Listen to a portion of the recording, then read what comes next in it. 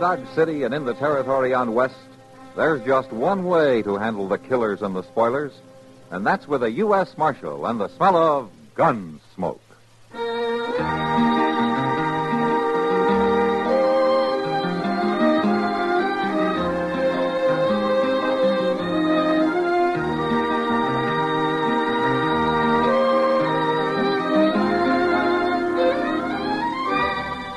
Gunsmoke, starring William Conrad.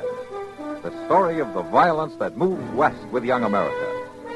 And the story of a man who moved with it. I'm that man. Matt Dillon, United States Marshal. The first man they look for and the last they want to meet. It's a chancy job, and it makes a man watchful. And a little lonely.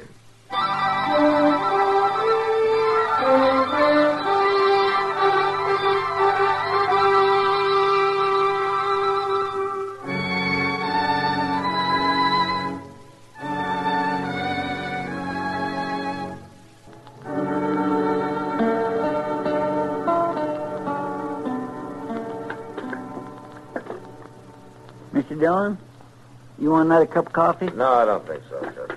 I'll just pour out another little swaller for me. And Mr. Dillon, come here and look out this window. What? Yeah, but for gracious sakes, come here. What are you talking about? Oh, my goodness, look at that. Come here.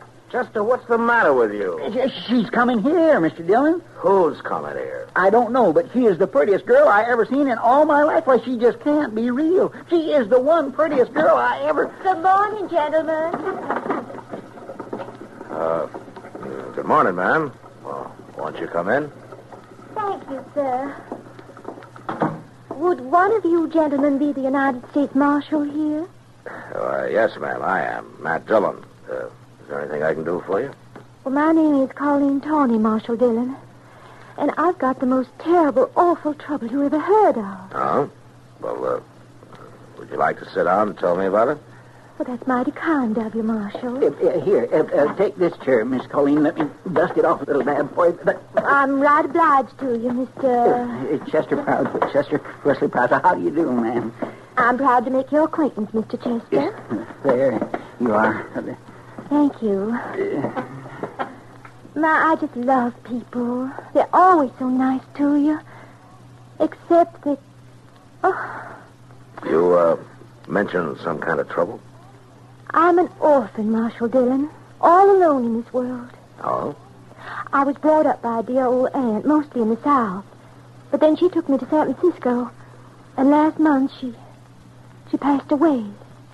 Oh, that's too bad, Miss Tawney. Colleen. Just about everybody calls me Colleen. It's kind of Irish, I reckon. Though I'm more Southern than most anything else.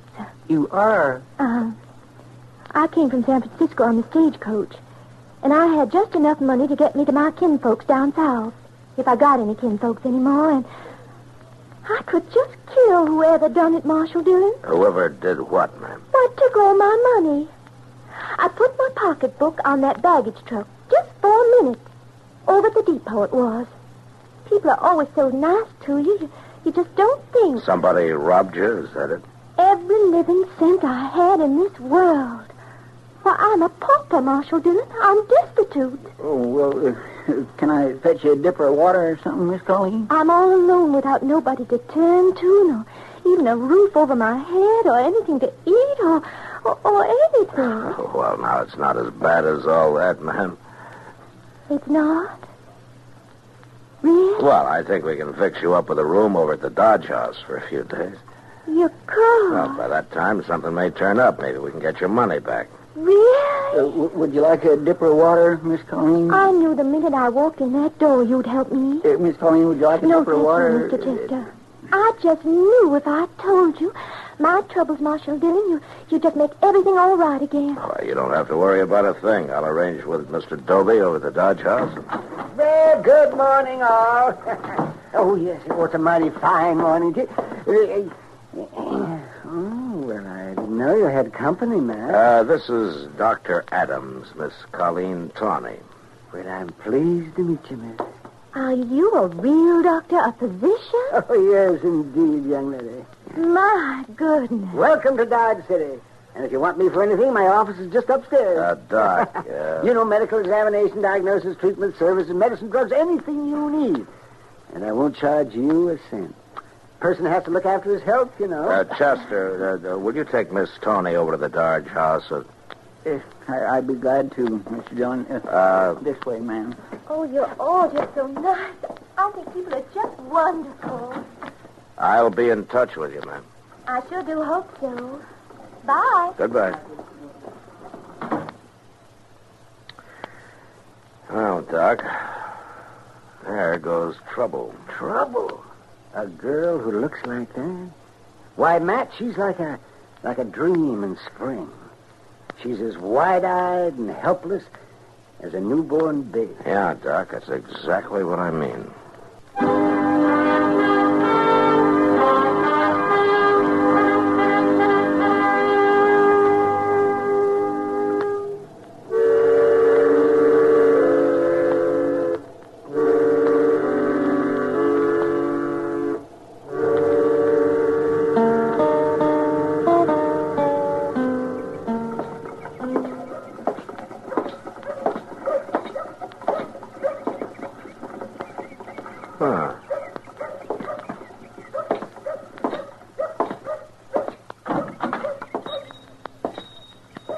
Well, good afternoon, Matthew. How are you, Miles? Something I can do for you, is there? Oh, no, I was just passing by and I saw Chester back there. Looks like he's stocking up for a trip or something. I haven't seen any of his money yet. Well, you're not likely to. Chester isn't exactly the biggest spender in the world. Oh, I've often suspected that, Matthew. Hello, Chester. Well, hello there, Mr. Dillon. What in the world are you doing here? No, I just came in to satisfy my curiosity. Curiosity? Mm-hmm.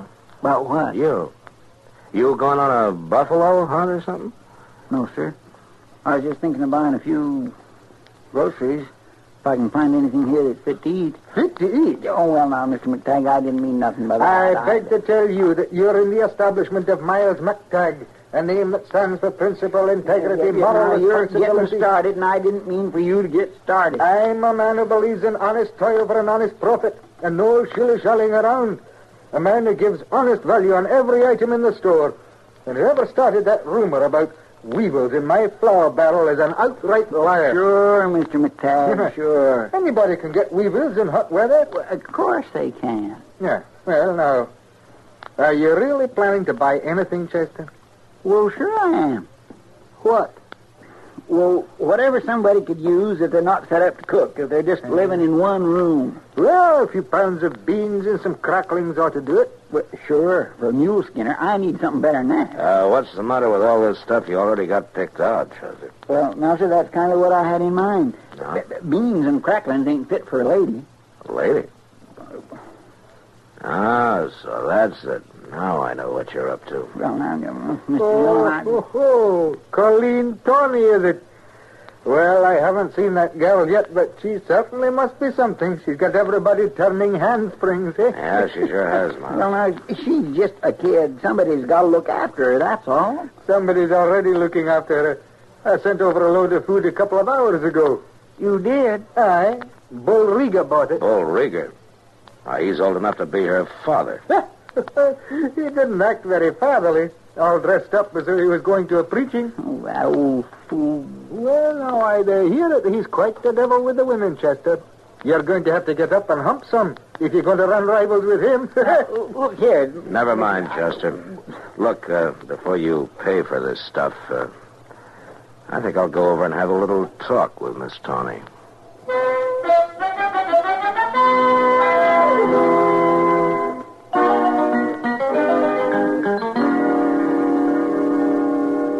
Goodness. Oh, I'm just sure you must be mistaken, Marshal Dillon. Why, he seems to be about the nicest man a girl would ever want to meet. Look, Miss Tawney, you're young, and I've known Bull Rigger for a long time. He's a rough, tough, hard-living old devil, and he's just no kind of a man a young girl ought to associate with, that's all. Oh, my dear aunt always said, rest her soul, that innocence is its own defense. Yeah, but your aunt never met Bull Rieger. Now, Marshal Dillon, Mr. Rieger is just being kind and helpful, just like you are. Yeah, sure. Everybody's been so nice and thoughtful. Mr. Chester's already been by 3 times today. Doc was here, That too. old goat here, too? He took my temperature and my pulse and said I was just fine as far as he could tell. Yeah, And well, Mr. look... Rieger just insisted on helping me. He said he had a little old empty house up the street. Well, yeah, that would be the old Sackler place. Well, he said I could just live in it for nothing as long as I pleased. And, of course, I told him I wouldn't think of such a thing. Well, good. And then he said he'd give me the house. Give it to you? Mm-hmm. That's exactly what I've done. Don't you know how to knock, Rieger? Not when the door's open, Marshal. Well, I went and done it, little lady. Got it drawn up all proper and legal over at the bank. There's the deed. Ah, Mr. Rieger. The house is yours. Lock, stock, and barrel. No strings on it. You can move in right now if you're a mind to. Isn't it wonderful, Marshal Dillon? Yeah, it's great. Well, I'm just going to sit right down and read this little old paper right through. Rieger, would you come out into the hall for a minute? I'd like to talk to you.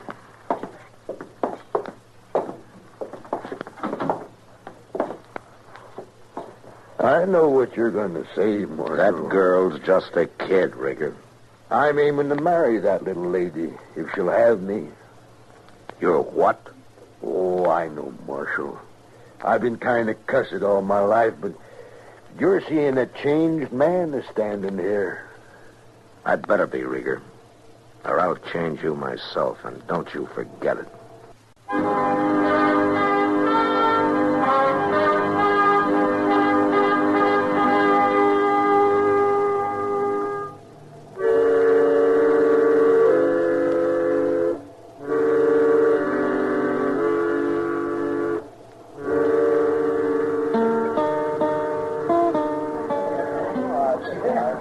Matt, you men are all alike. Every last one of you. Is that something you just learned recently, Kitty? No, but I sure been reminded of it the last 3 days, watching them all flutter around that little Colleen Tawney. Now, don't count me in on that, Kitty. I'm only helping her. She's just a kid. Well, she's done pretty well for just a kid. Flat broke 3 days ago. Now she's got a house of her own, enough food to last her a month. Wow, Kitty. Chester runs over there 3 and 4 times a day with something else for her to eat. Doc stops by morning and night to check on her I health. feel sorry for her, Kitty. She's an orphan. She probably drowned her parents. Now, Kitty. Matt, I know these helpless little southern belles, especially the big green-eyed kind. Sam will never hire one here in the Long Branch, and I go right along with him. But why? Because all she has to do is bat those long eyelashes, and men will start killing one another over her. Kitty, I've already told you no matter what I think, it's my job to protect her. Protect her. Look, Matt, do you think they put bars on a tiger's cage to protect the tiger? Oh, Kitty. All right, Matt. Oh, shut up. But I just hope you're all still on your feet when the smoke finally clears.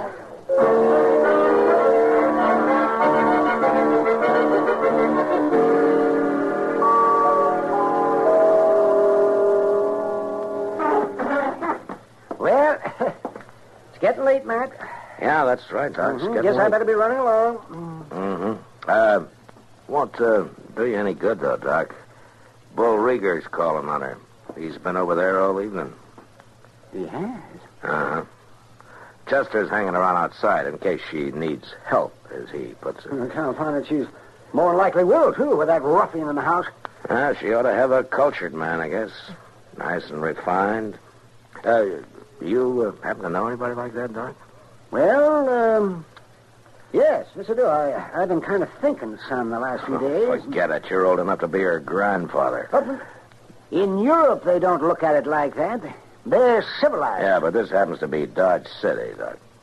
Oh, well, at least a man can dream.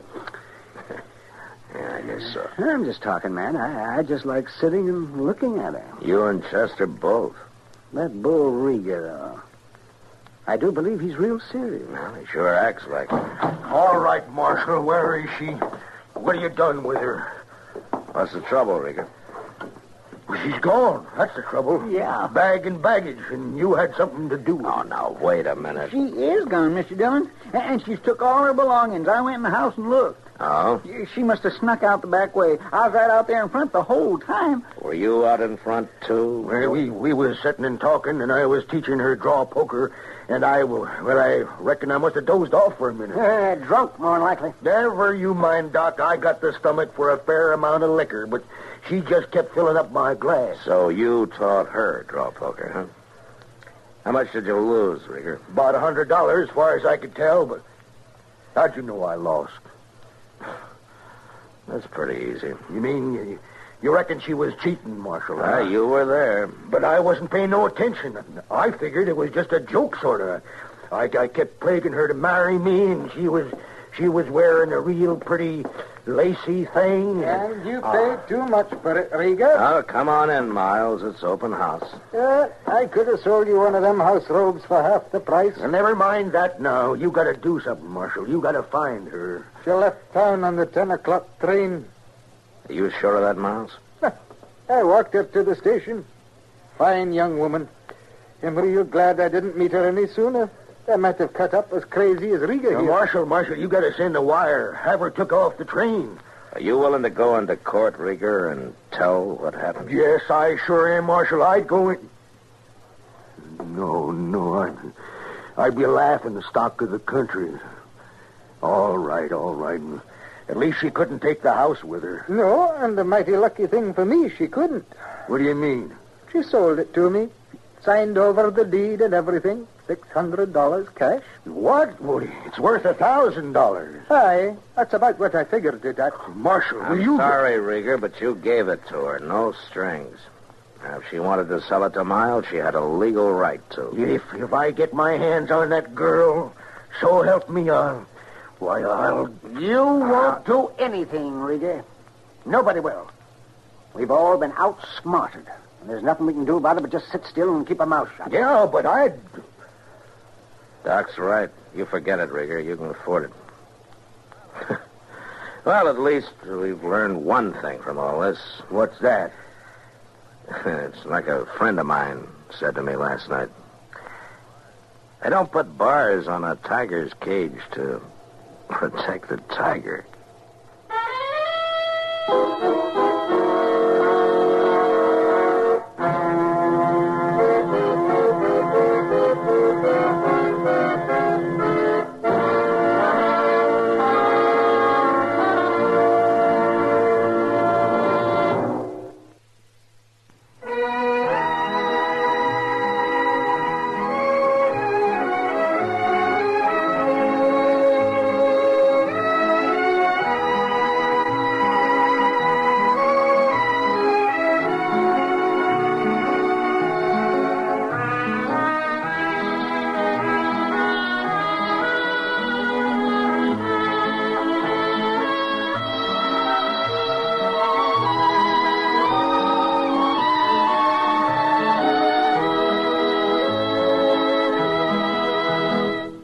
Gunsmoke, produced and directed by Norman McDonald, stars William Conrad as Matt Dillon, U.S. Marshal.